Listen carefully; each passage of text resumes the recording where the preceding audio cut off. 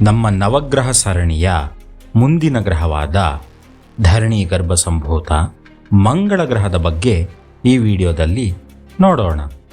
ಅಸುರ ರಾಜ ಹಿರಣ್ಯಾಕ್ಷನಿಗೆ ವಿಷ್ಣುವಿನ ಮೇಲೆ ಅಗಾಧವಾದ ದ್ವೇಷ. ಪ್ರತಿ ಬಾರಿ ವಿಷ್ಣುವಿನ ಮೇಲೆ ಆಕ್ರಮಣ ಮಾಡಲು ಹೋದಾಗ ವಿಷ್ಣು ಅವನ ಕೈಗೆ ಸಿಗುವುದಿಲ್ಲ. ಕೋಪಗೊಂಡ ಹಿರಣ್ಯಾಕ್ಷ ಲಕ್ಷ್ಮೀದೇವಿಯ ಅವತಾರವಾದ ಭೂದೇವಿಯನ್ನು ಅಪಹರಿಸಿ ಸಾಗರದೊಳಗೆ ಎಳೆದೊಯ್ಯುತ್ತಾನೆ. ಇದು ಸೃಷ್ಟಿಯ ಮೇಲೆ ವಿಪರೀತವಾದ ಪರಿಣಾಮ ಬೀರುತ್ತದೆ. ಆಗ ವರಾಹಾವತಾರವನ್ನು ತಳೆದ ಮಹಾವಿಷ್ಣು ಹಿರಣ್ಯಾಕ್ಷನನ್ನು ಕೊಂದು ಭೂಮಿಯನ್ನು ತನ್ನ ಕೋರೆ ಹಲ್ಲಿನ ಮೂಲಕ ಸಾಗರದಿಂದ ಎತ್ತುತ್ತಾನೆ.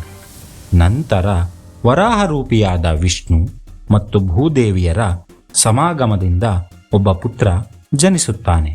ಆತನೇ ಶುಭಪ್ರದವಾದ ಮಂಗಳದೇವ ಅಥವಾ ಕುಜ.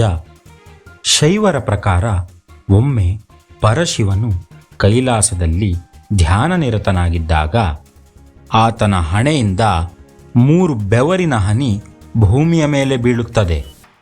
ಆ ಬೆವರಿನ ಹನಿಯಿಂದ 4 ಕೈಗಳುಳ್ಳ ಕೆಂಪಾದ ಮುದ್ದಾದ ಮಗು ಜನಿಸುತ್ತದೆ.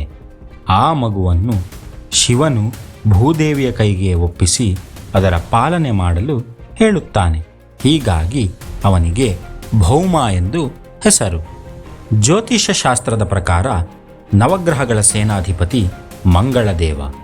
ಮೇಷ ಹಾಗೂ ವೃಶ್ಚಿಕ ರಾಶಿಯು ಆತನ ಮನೆಗಳು. ದೇಹದಲ್ಲಿ ಕರುಳು, ರಕ್ತ ಮತ್ತು ಜೀರ್ಣಕ್ರಿಯೆಯ ಮೇಲೆ ವಿಪರೀತ ಪರಿಣಾಮ ಬೀರುತ್ತಾನೆ. ಮಾನಸಿಕವಾಗಿ ಧೈರ್ಯ, ಆತ್ಮಸ್ಥೈರ್ಯ ಹಾಗೂ ಕೋಪಗಳ ಮೇಲೆ ಆತ ನಿಯಂತ್ರಣ ಹೊಂದಿರುತ್ತಾನೆ. ವಿವಾಹ ಸಂದರ್ಭದಲ್ಲಿ ಕುಜದೋಷವು ವೈವಾಹಿಕ ಜೀವನದ ಮೇಲೆ ತೀವ್ರ ಪರಿಣಾಮ ಉಂಟು ಮಾಡುತ್ತದೆ. ಹೀಗಾಗಿ ಮಂಗಳ ಗ್ರಹವು ಅತಿ ಪ್ರಮುಖ ಗ್ರಹವಾಗಿ ಜೀವಿಗಳ ಮೇಲೆ ನಿಯಂತ್ರಣ ಸಾಧಿಸಿದ್ದಾನೆ.